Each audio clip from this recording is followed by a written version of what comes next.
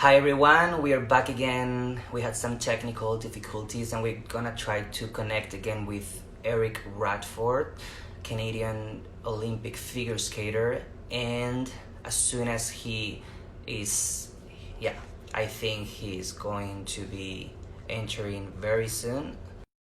16 and waiting for Eric Radford. Connecting. Boom. We're in. Hi We Eric. did it! Yeah. Oh my God. I was thinking, what's going on in the other live chat? So sorry about that, everybody. It's okay. How you been? How you doing?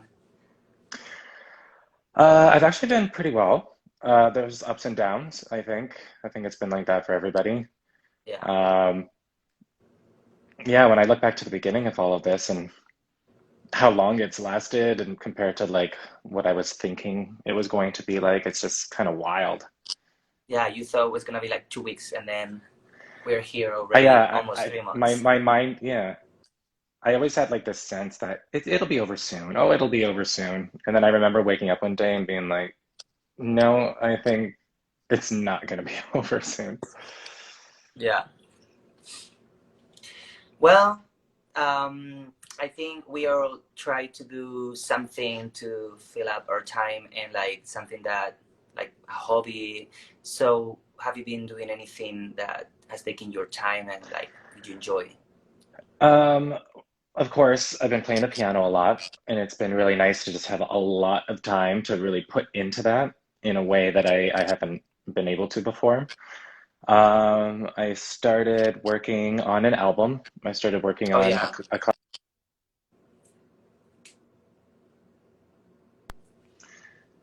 uh, some like electronic dance music, and I'm really, really liking it, and I'm gonna try and put some of it online soon for everybody to hear. Um, Lately, we've been, we went to the park a few times. We saw our friends. We would go on social distancing walks, trying to keep physical in some way or another. And then for me, I like to play video games. I'm a bit of a gamer, so Are you? that's, Oh, I yeah, didn't know yeah, that face of you. yeah. I know, and I don't, not that I don't talk about it, but I guess a lot of my friends aren't, so I just don't get to mention it very often. That's so funny. Yeah, yeah. Um, yeah, so you obviously you're an artist, you play the piano and you've actually composed a lot of music. One of them it was the music that Patrick Chan song that he used for the Olympics, right? It's the Olympic season and No, it wasn't. It wasn't or for the the World Olympics. Championship. It was World Championships. Yeah. Yeah, and it was so beautiful. Everybody was talking about it, and why don't we get there? What was the connection? How did you build that song and with him? Yeah. I mean, it happened at the annual general meeting of Skate Canada, and we were in a hotel lobby. There was a grand piano, and whenever I see a grand piano, I always want to run and play it. And I was playing some of my songs, and Patrick was just having a conversation, and he kind of stopped and looked over, and then he came over and he was like, "Oh, like which song was that? It was so nice." And I was like, "Oh, well, it was my song. It's one of my compositions." And he was like, "No way." And then he kind of just said it like in a side comment. He was like, "Well, I'm looking for music for next year. Like maybe you can send me some ideas." And I was like, "Sure." And I didn't really think anything of it. And then it was like 2 weeks later, and I remember I was having breakfast in a little cafe in Tel Aviv, and then I got a call from David Wilson saying, "Oh, like we want to use your music and we want these two pieces." And so it was actually two different ideas. And then when I got back, I went into the studio and I combined them and made them into the one piece, which is Journey. Yeah, it's I've heard that a lot of times on Spotify. So everybody who wants to listen it, it's there. And yeah, it was so beautiful. Yeah. Oh, thank That's you. amazing. But like, for how long you've been playing the piano since you were like almost like skating your whole It's life? this, I actually started piano and skating the same year. So just over 25 years now. Wow. Yeah. So going to your skating life, and let's put this here so everybody. one here. So, um, tell us a little bit about your story when you were a kid. And so you come from, I think I heard the story a little bit, from a really small town in Canada. And how come you decided to do figure skating versus like hockey, ice hockey, that is kind of like the national sport for like a guy, like the stereotype that every guy has to do hockey, right? And like you, they chose the other way. I think it was like just a very, very natural thing that happened. I saw skating on TV when I was 7 years old during the Olympics, and I was enamored with it. It reminded me of flying, and when I was younger, I was obsessed with planes and with flying, and I wanted to be a pilot. And I didn't realize it at the time, but I think another big part of my natural attraction to skating was that it's done to music. And I didn't know that I was going to start playing the piano. Then I hadn't taken any music lessons, but there was something about like moving to music and that there was like this performance aspect of it that I was just naturally drawn to.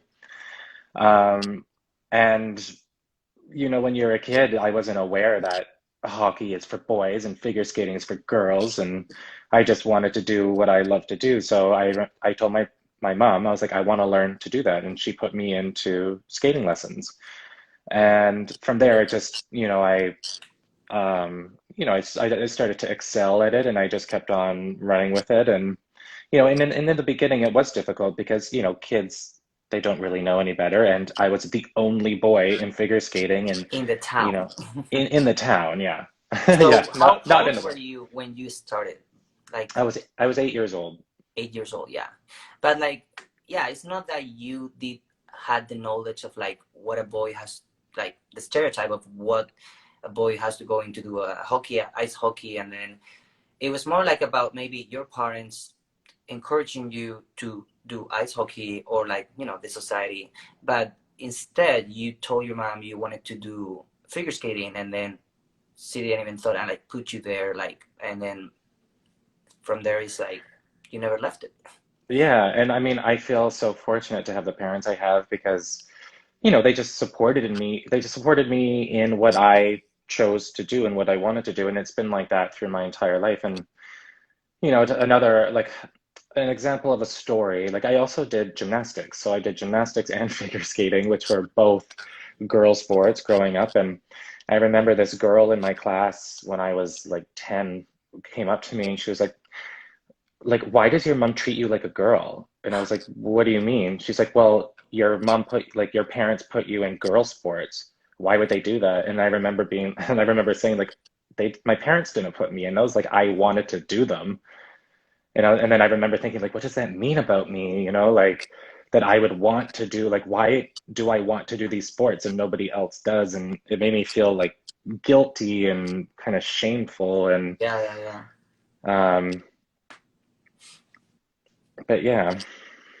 That's kind of crazy to think about, that a kid comes to you with that idea of like, why are you doing this sport, like this for girls, like, and even a girl, you know what I mean, like it's just like unbelievable how things are sometimes.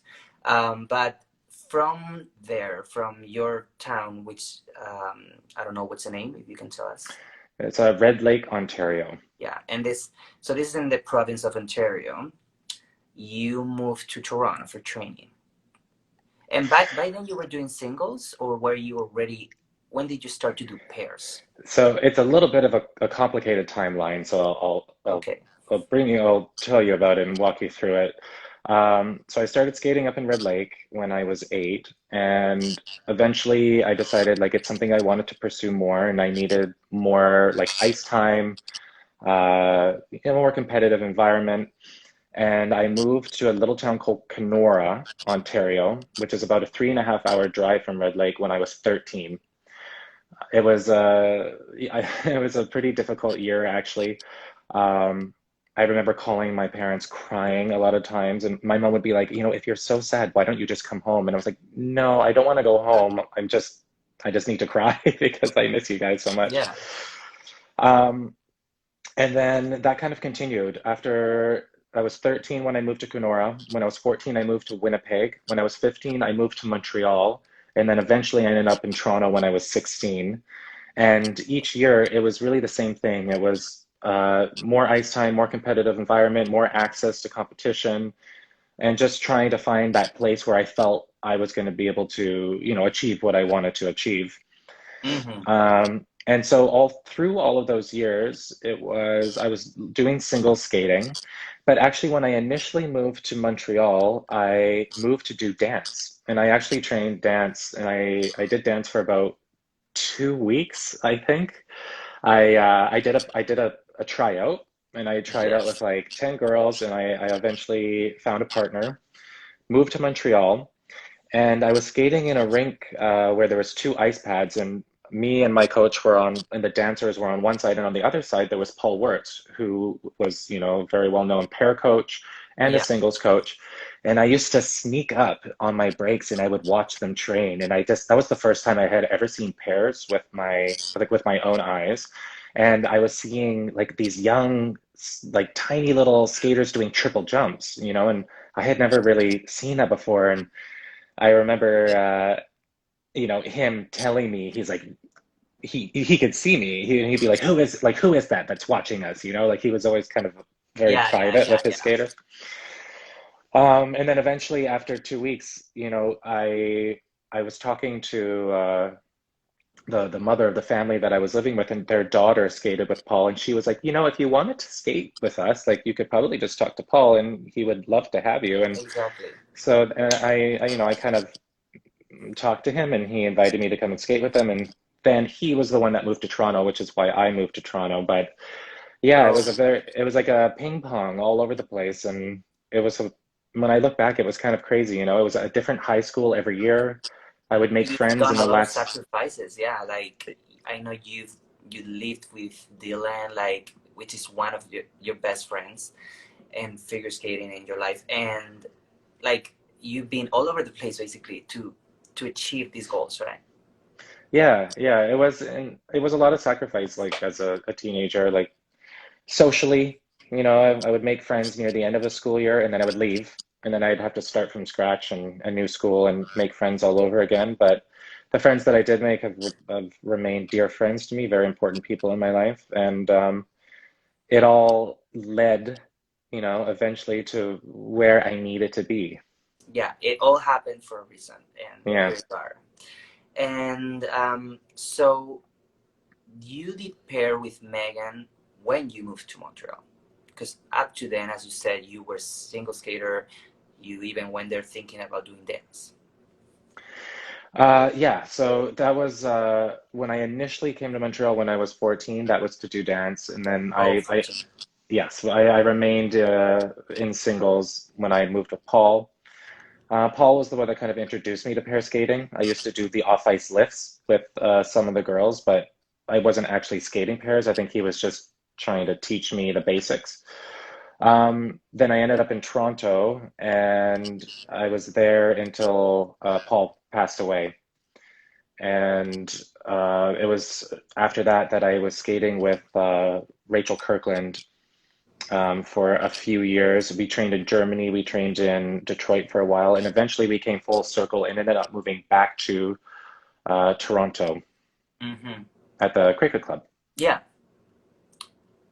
and that's when you were like also living with Dylan, and then so what made you move then to Montreal and make the definitive change with Megan that led to your best years of skating and up to the two Olympics?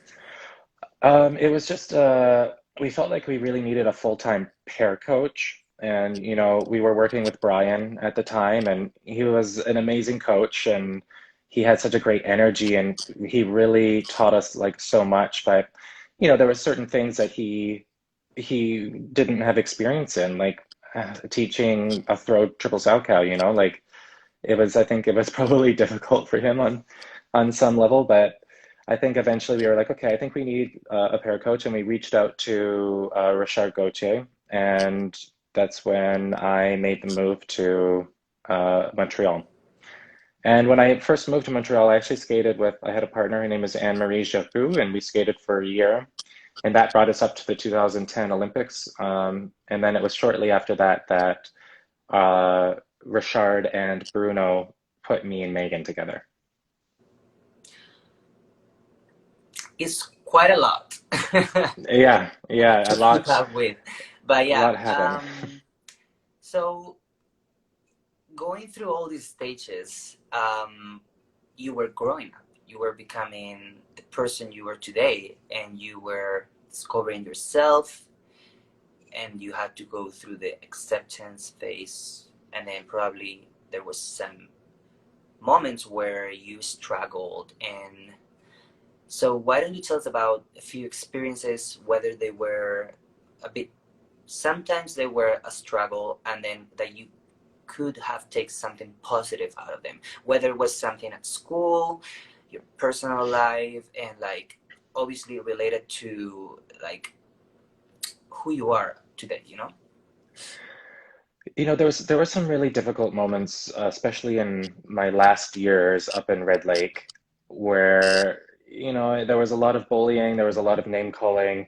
School became like a place of like fear, I just was always trying to stay away from the guys that would make fun of me and trying to avoid specific groups of people. Um, And, there wasn't so much of that through the other years of school because nobody really knew who I was, and not until like the very end of the year when people would even learn, like, oh, yeah, he's like the figure skater. So And just a quick question. When like was that happening before you were somehow in the news, you were a figure skater, or in the news, or like they knew you were a figure skater and you were a competitive figure skater, that you probably were already starting to get some goals and achievements, or it was afterwards that because you were there, that kind of like sometimes I feel like make people like get in this position where they want to attack you because of who you are, you know, or what you've so, accomplished. I think in the earlier days, I think that like my mannerisms were just different than the other boys. What I liked was just different than the other boys. Like, the other boys would love to play Soccer. hockey during the winter and soccer, and I was doing gymnastics and doing flips and doing double dutch with the girls. I just liked different things, and it made me. I was the different one. I was the odd duck, and I think that it made me an easy target, and that's kind of what drew their attention. Yeah. And I remember when I moved away from home in grade nine, I saw it as a chance to transform myself and to give myself, it was a new beginning to recreate myself as a person. And I used to speak with a lisp, and I taught myself how to not speak with it because it was something that, people would make You fun of me did that for. yourself. You I didn't did make that. go to a specialist, No, I which used to is look, I crazy. would look Yeah. in the mirror and say S, S, S like all the time, over and over and over again.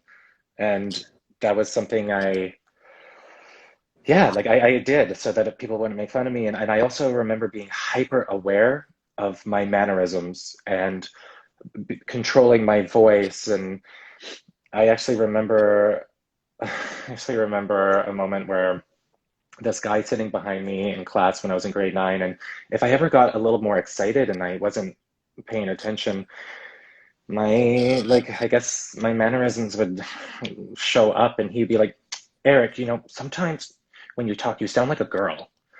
And I remember just like my heart sinking and just feeling so awful and being like, I have to be more careful. Like I can't let myself forget, and lose control of those mannerisms. And when You've I when I when I look back at it, it's so sad that I kind of had to do that. But feel in the moment, like that's what I felt I had to do. feels so bad hearing that. It's I've been through some experiences like that too, and it's just crazy to think about it, right? Like how do you even um, think about it, you're like, how do you try to correct your own self, or did Hmm. you try it, and you were like ashamed of yourself? It's just and you had this thought process, and yeah, it's it's unbelievable.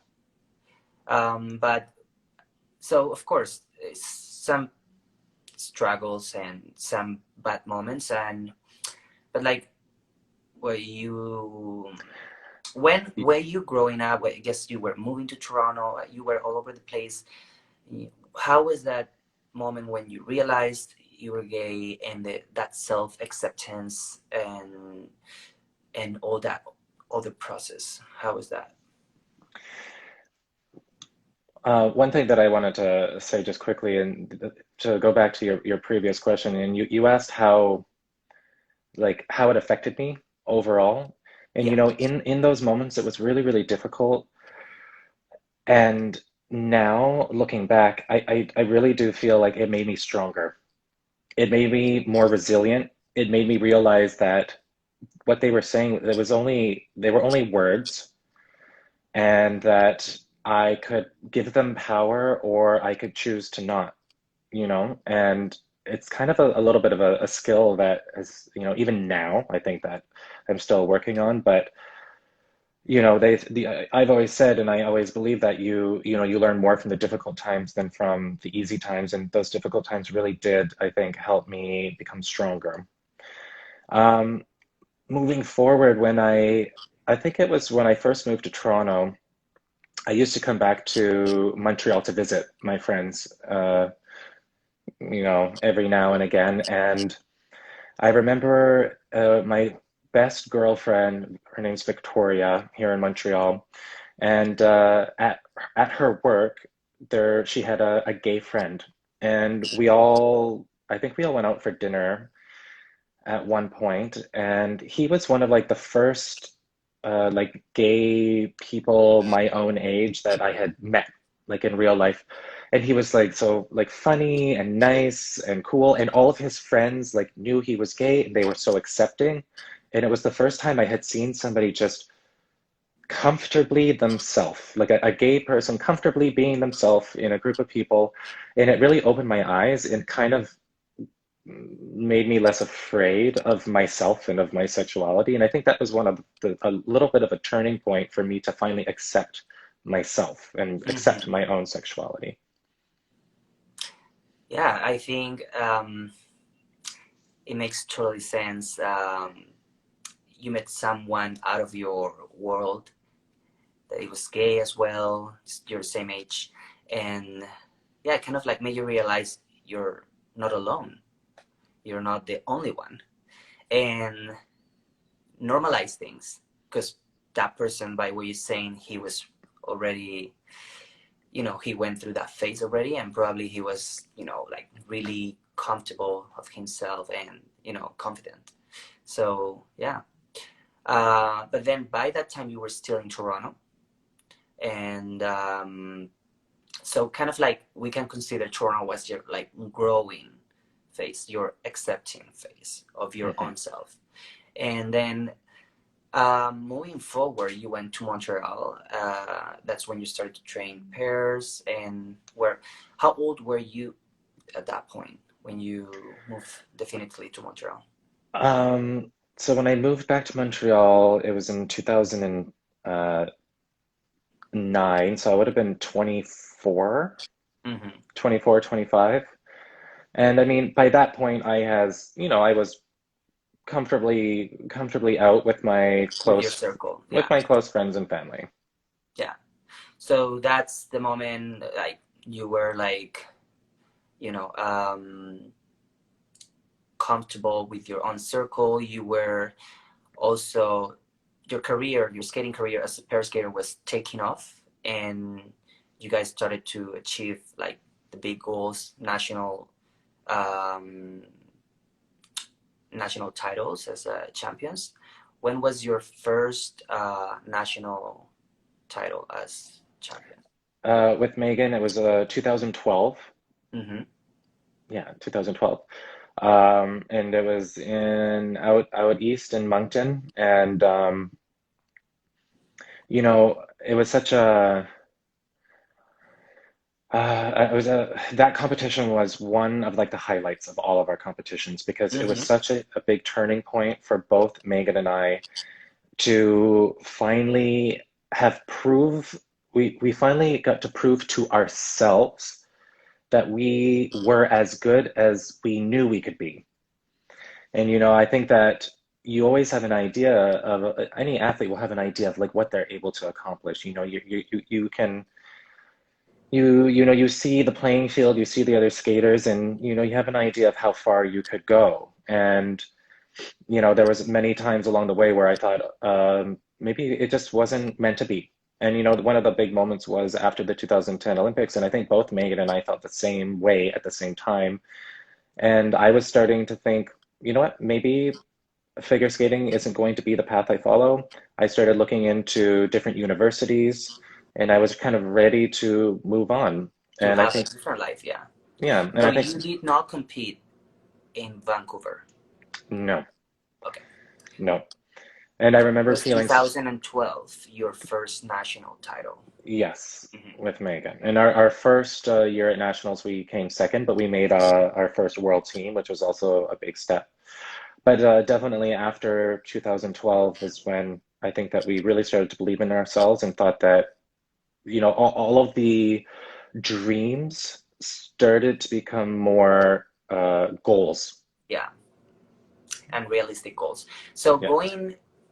taking a look back to all these periods up to, let's say, 2012, you had to overcome to your skating um, struggles, skating goals, and like achieve different things in the skating, in your skating career. At the same time, going through all these personal issues and like personal growth. So you had to go through a lot through all these phases, and it is something that, as you said, probably made you stronger, more resilient. You've learned the hard lessons in life with all this, um, which somehow sometimes there's a lot of things that were unnecessary, but there is always something that we can take that is positive out of all this. And I think your experience up to this point of your life, um, it is, as you've mentioned, there's a lot of things that have made you the person who you are today. So going forward from 2012, that's the moment when you guys really took off and like did like achieve these amazing goals. You guys um, went to your first Olympics in 2014 in Sochi, became world champions along the way. So going to these first Olympics and related to the LGBTQ plus community and all the story of what happened in Russia, all the propaganda and all the laws against the LGBTQ plus community and all this hate and um, how was your experience in Sochi? Your first Olympic Games, but at the same time, as a gay person, and at that point, publicly, you were not out. How was your experience that you felt when you got there? Well, there's a little bit of a story in the lead up to 2014, and that's I was given the opportunity to come out publicly before going to Sochi, and I remember kind of talking with Glad. Um, uh, and coming to and agreeing that what I was going to come out. I was going to tell my story. I thought that for the greater good, it was the proper thing to do. And I remember calling my parents, and when I told my parents like I had this plan, it was the first time that they were not very supportive. Every time I call them, and I think I'm gonna, I tell them what I'm up to or what I'm planning on doing there. They've always shown me such unconditional support. And this time they were, genuinely worried about my safety. Um, and they were really, they were scared for me. It was there were so many unknowns about how that law would be enforced. Yeah, Is it something, just simply like being gay, like if they found out that you were, something could happen to you, or if you made or was it only going to be if you made a show or if you made a sort of statement?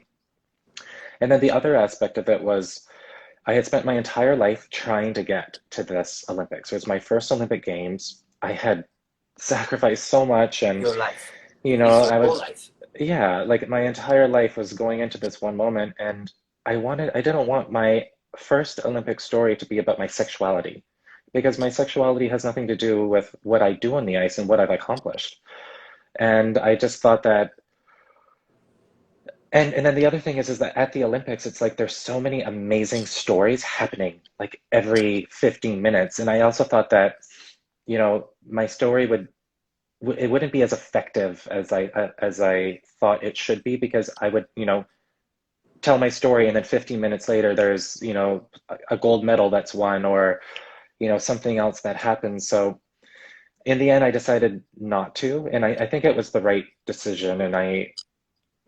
And for me, I was, I think I feel more comfortable with that decision. Yeah, as you were saying, is those Olympics that I participated as well. We all had this pressure of our, of the moment and what was happening before that summer. All the news, like, oh, it was.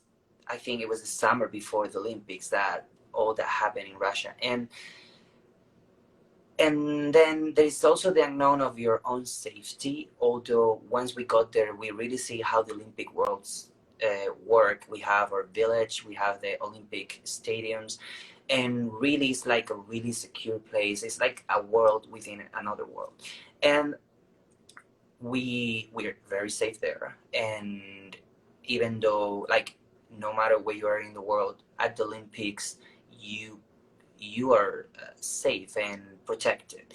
But you did not know that. Were new to the Olympics. It was our first Olympics, and for you, like, it makes sense. Like, you also been working your whole life to get to the Olympics, and at that point, it's kind of crazy. There was some people saying, "Oh, you should be careful about this. You should not do that," and it was contradictory because, of course, at the same time, you want to be, supportive for our community, and then it gets to a point where, like, you really need to focus on your sport. There's a lot of things happening at the Olympics. It's like you can get distracted really easy, and I think it was a smart idea what you did. And afterwards, so from one Olympics to the other is where everything changed for you, where I think also Sochi was like a moment in history where also it did change a lot for the Olympic movement. A lot of athletes started to come out afterwards, and we have a lot of examples, even winter and summer. And also the Olympic Committee, like from Canada, is a great example that did take a step forward and push for this project that is a project that I want you to talk about, that is the BU project, and it's all about the LGBTQ plus community within their athletes, that they make part of it, that they're part of it. And so there is a lot going on from one Olympics to the next ones. And so why don't you tell us a little bit about what happened in those 4 years? So it's what I find very interesting about like that year after the 2014 Olympics is two similar things happened on the ice and off the ice. And on the ice, Megan and I, we were kind of just like, okay, where do we go from here? Are we going to do another 4 years? So we kind of came up with a plan that we're going to do it year by year. And we decided to start learning to throw quad. And then in terms of like style, we were kind of just like, okay, like let's just let go of all expectation and find something that we really want to do, that Megan and I can connect on. And it was like we just didn't give a damn anymore, about trying to please anybody else other than ourselves. And if you think about it, that's like a very similar feeling, and it's a very similar feeling, or it's a similar conclusion you come to when you're ready to come out. You're like, you know what? I'm comfortable being me, and if somebody else doesn't like it, then that's their problem. That's not my problem. And like that's a realization that I came to on a deeper level when it came to my sexuality and when it came to coming out. So it was December of 2014, and Megan and I were having an undefeated season. We were building an amazing momentum throughout that season.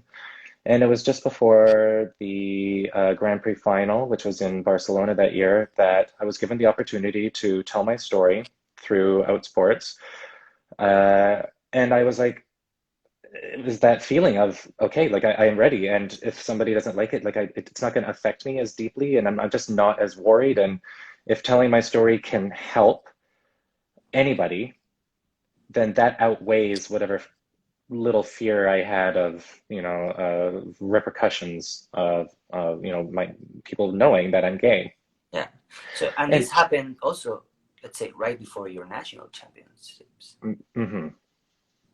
Yeah, that would have been right just before nationals as well. And I mean, there, of course, it wasn't, I was nervous and I was scared. And I did wonder if, me coming out was going to affect me and Megan's results and how people saw us on the ice. Like maybe, there's judges on the panel from very conservative countries, and maybe knowing I'm gay is going to make them see us in a different light, and maybe they think that our chemistry is less believable. Like, I thought about all of that, but I just felt that, like that's again, that was their problem, and that was not something that I had to keep on my shoulders. Mm-hmm. And when I describe that moment, I feel like, as with anything, like if you're keeping a secret about something, or when you're keeping something inside, you feel heavier, you feel emotionally heavier. And after coming out, it was like I felt lighter, and I really felt like it was a bit of a turning point for me as a skater, and especially with Megan, that I did, like when I performed and when even in practice when Megan and I skated, I felt freer, and all of that containing I had done with like my mannerisms and all of the sort of like that calculated approach I had into social situations, it just relaxed a little bit, and I felt freer to just be myself. And I definitely think it translated onto the ice. And to cap it all off, Megan and I won our first world title with an undefeated season. That is that is unbelievable. Yeah, it's like it's a constant episodes. Like I think after those Olympics, you took the right steps and made you free, and you guys accomplished the biggest goal that you probably could even imagine at that point, world champions. And that was in Boston. No, that was in Shanghai. Shanghai. Yeah, 2015. So yeah, let's move forward because we running out of time, and I want to get to. I want you to tell us a little bit. Um, what's the BU program that the Canadian Olympic Committee has? When did that started? I think it was between the two Winter Olympics, right? That period as well. It's like when everything. I think everybody in Canada got on board and started to work towards this and for our community. And I think it's a great example as a country what they did. With it being Pride Month right now, like I've been doing some more interviews about Pride and my story, and it really made me realize just how, along with LGBTQ plus rights and everything that the generations before us fought for to increase our level of equality, awareness, and to decrease homophobia and transphobia and biphobia. The movement of Pride has really extended beyond just that, and it has kind of enveloped a feeling of being comfortable with yourself regardless of who you are, and that goes across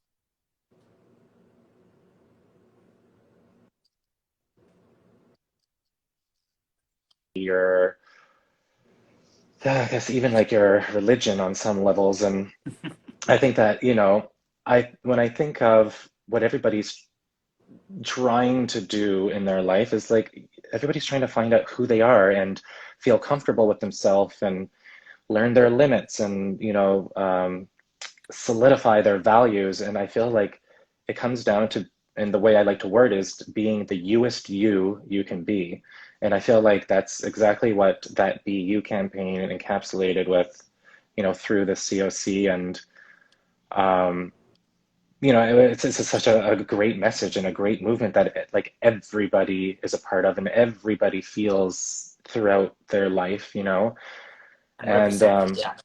So yeah. to putting it out there, the Canadian Olympic Committee is the only Olympic committee in the world that actively and out loud supports the LGBTQ plus athletes, and it's a, it's unbelievable to think it's the only one that has a program, an active program. They do actions during Pride.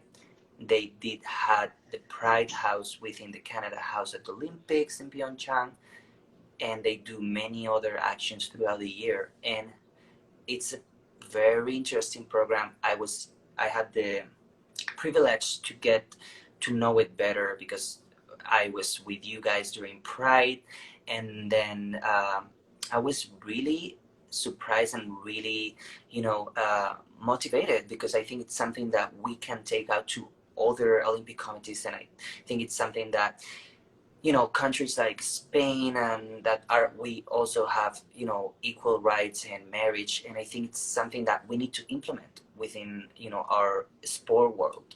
And it is a lot to learn, I would say, from Canada and the Canadian Olympic Committee and you guys for all you've been doing these past years. And you guys are being like an amazing role model as an athlete for other athletes in Canada. So yeah, during this period, going to the next part, you did met someone that is a really good friend of mine, a Spanish ice dance figure skater, Luis Venedo, and the love of your life. Yeah, actually, it's funny. A memory on Facebook just popped up in the day that I proposed, which I think was 2 days ago, Oh, okay. uh, 3 years ago, which is a nice memory to see. And yeah, I met Luis over dinner through Guillaume Cizeron, actually.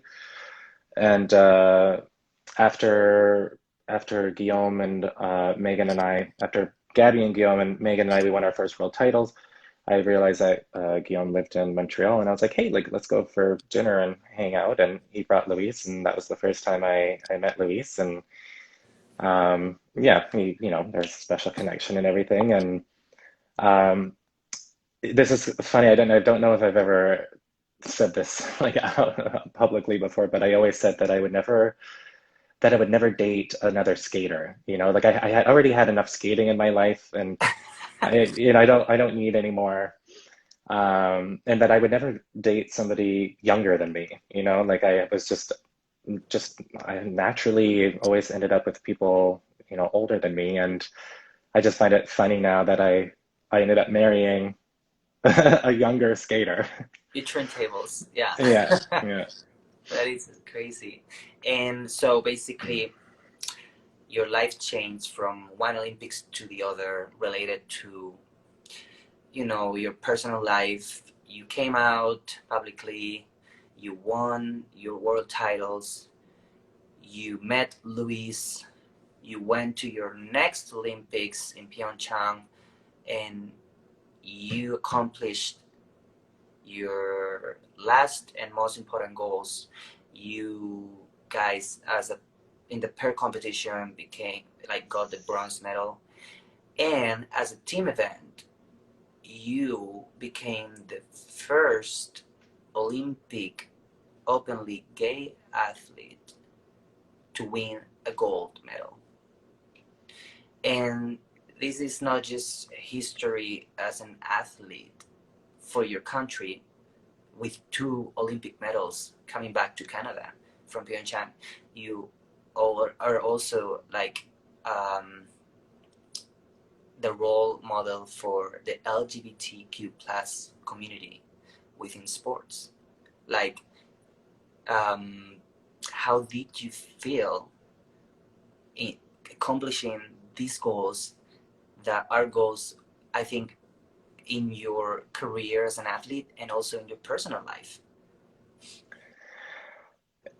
I mean, I feel very fortunate. I feel very lucky.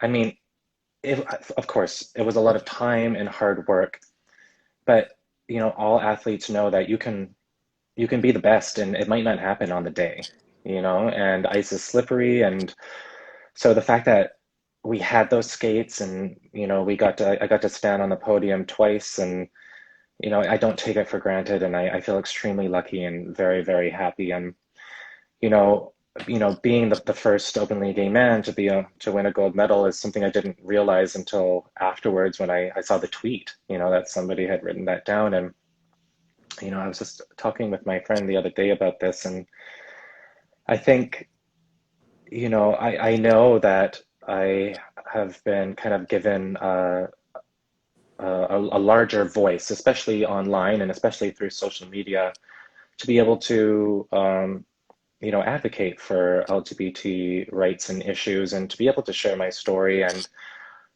it always makes me think of that saying from the first Spider-Man movie where he says, "With great power comes great responsibility." And I take that seriously, and I, but it makes me feel very happy, and it makes me feel very fulfilled to be able to not only like did I get to have this amazing moment doing what I loved, doing the sport that I love, now I get to use that same thing that I love to try and, you know, increase awareness, and to, tell my story, and maybe give,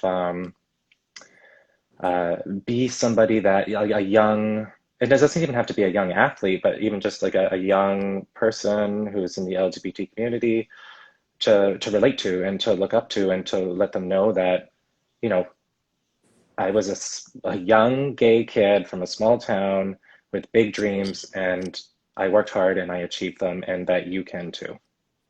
That is a very important message from you. And I think that moment at the Olympics, you could be proud in a double round for your country and also for your community.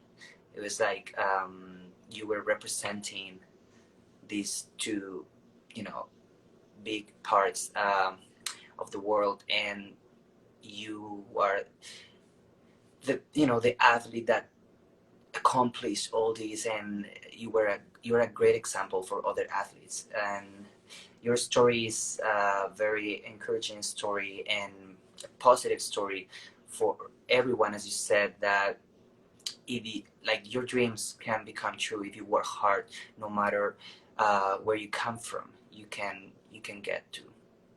And yeah, I think coming from the Olympics from Pyeongchang, um, well, you came back to Canada, and then it's when you focus on your personal life a little bit more.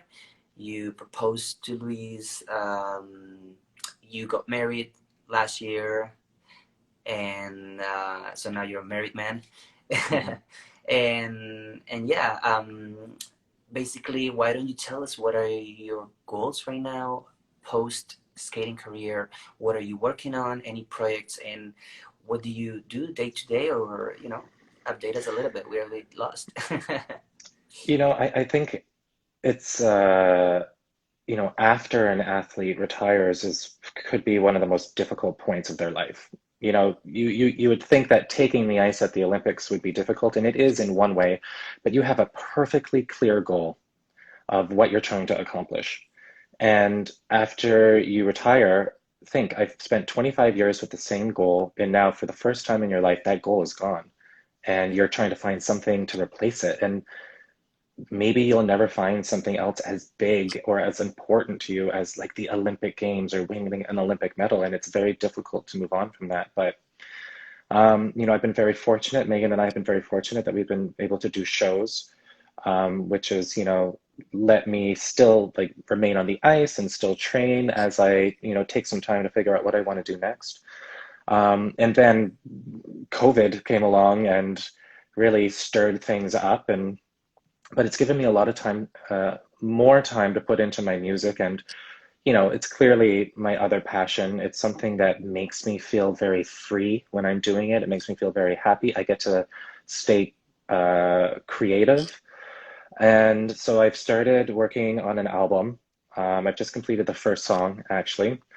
And I think that I'm also going to branch out into EDM music and try to combine my styles of music. And um, I've been putting a little bit more of it out on my social media and just seeing how people react to it. And I'm going to keep on writing, keep on pushing it. And, so I think that will be my next big goal is trying to release the album, get my music out there, see what other possibilities or paths are out there for me in that regard.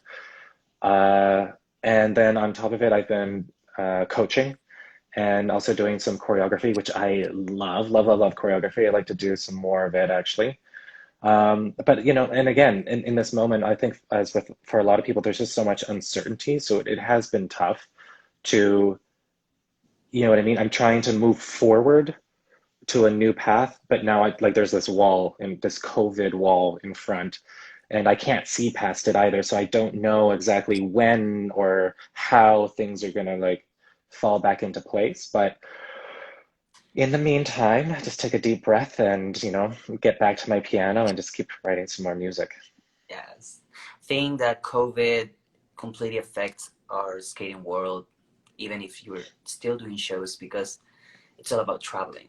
And it's a time that, you know, the best we can do is to take it and use it to think and reflect what we've done and where we want to go, and even explore other possibilities that you're saying. You were able to focus more on something that you've been doing your whole life as well. And I think it's a great opportunity. You're exploring this. You're going to launch your album and electronic dance music, correct? When you say Yeah, EDM, yeah. yeah. So yeah, I think it's really interesting, and who knows, maybe you have another career there, and you end up, we end up dancing to your music at a club or something. So Yeah, right. I want a residency in Ibiza. That's my new that's my new. You can seriously, come, we yes, can all go yes. and I yeah. be a pipa, so I want to be there too. Yeah, that's so cool. So I'm sure it's gonna work out something pretty cool. I think we should go to a few questions as this chat's finishing, and we don't want to run out of the time. And let's see the last questions they left here, as we had to restart, and some people did write, but I was able to take a screenshot. But here is the question. A few of them you already mentioned. How did you met Luis? Well, you met him at a dinner. What's your proudest moment, if you can choose one? Proudest moment. I mean, I think when we had that amazing skate in Boston and we won our second world title, I was so proud of both Megan and I, and it will be one of the highlights of not only my skating career but probably of my life. Yeah, because winning one time the world championships, but then reconfirming next year, that's a big thing. Yeah. And let's see what else.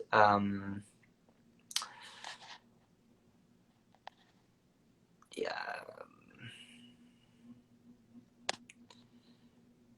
So, how did it feel like to compete for the first time after coming out? Which I think is related to what you were telling about. You were feeling free. So, how was that first competition? I guess was your national championships. Well, it was just before the Grand Prix final. So at the Okay. Grand Prix final, I had just come out, and maybe I had like just a touch of apprehension, but Megan and I were skating so well, and like you said, I was feeling so free, and um, I remember at the competition, there was a bunch of Canadian flags in the crowd, but there was also rainbow flags, and I was so touched by that, and I thought that was so cool, to see a rainbow flag at a skating competition like that. Yeah, that's good. Um, let's see this other one. How are you keeping in shape during quarantine? Oh, with great difficulty. That's I difficult. Are you it being has creative? yeah, I ordered some of those like elastic bands. I do have two friends that are personal trainers, so we'll do workouts in the park. And I was also very lucky that, my friends, Dylan Moskovich and Andrew Poj, we would do like group online workouts, so it was a little bit easier to do with somebody else, even though, they're in Toronto and I'm in Montreal. But Yeah, it's definitely much easier to go to a gym where you just, that's what you're supposed to be doing when you're at the gym. Whereas, like, when you're in your living room, I'd much rather just lay on the sofa and watch TV than be doing a workout. yeah. Well, at least I mean, it's the way it works now. Zoom is a new Yeah. cut, so that's where we can connect. But I think things are getting better. Hopefully, we'll get to normal sometime soon. But yeah, I think travel restrictions are getting better now. We can get Mhm. together more people in Canada, and yeah, let's say this other one. How is your life after marriage? Like married, how it is? Did it change anything? What did it meant? And you know, What's interesting is, first of all, I have to say, like, our wedding was probably, along with standing on top of the podium at the Olympics, would be one of the biggest highlights of my life. It was really, really special and amazing. And um, ever since I got married, I feel, how I was talking about you start to feel more settled inside yourself. You start to feel more at ease with yourself and as a person. And I felt like after I got married, I don't know why, I just felt more confident and more sure of myself, more mhm. sure of my choice of direction, of how I spoke to people.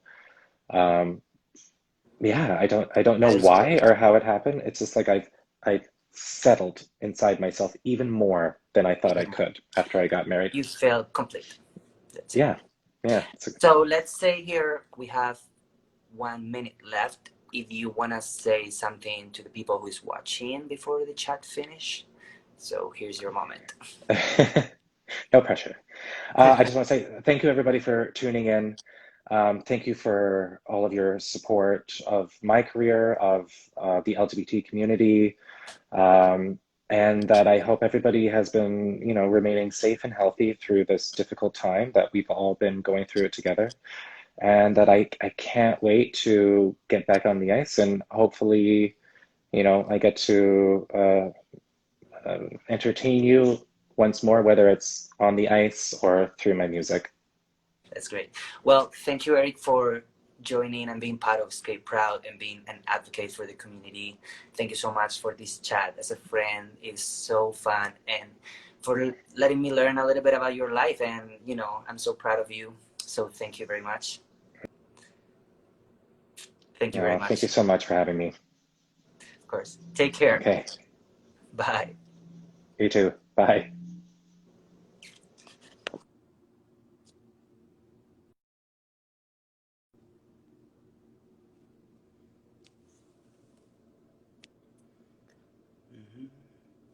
about to finish.